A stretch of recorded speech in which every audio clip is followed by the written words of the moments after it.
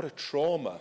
Trauma piled upon trauma to force parents through this adversarial system after all they're going through, struggling just to get the best for their children, because the best is what our children need and deserve.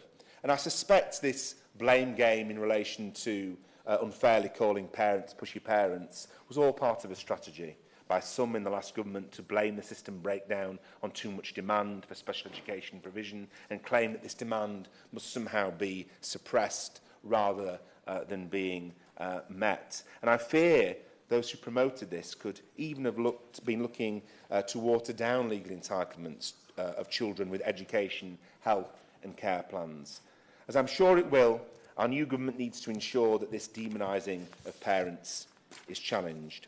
So to conclude, Mr Betts, this dire picture I've painted today is not inevitable.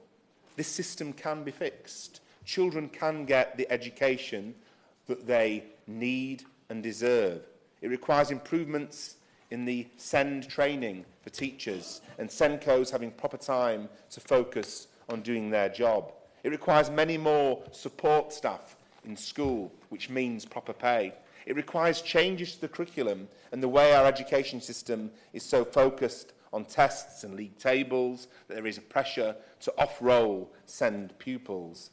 It requires genuine early intervention, including the restoration of Sure Start. It requires the scrapping of the safety valve scheme and requires writing off of local authority debts. And of course, it requires cash. And I note that the F40 group believes the high needs block alone requires an additional £4.6 billion a year just to prevent the crisis from getting worse.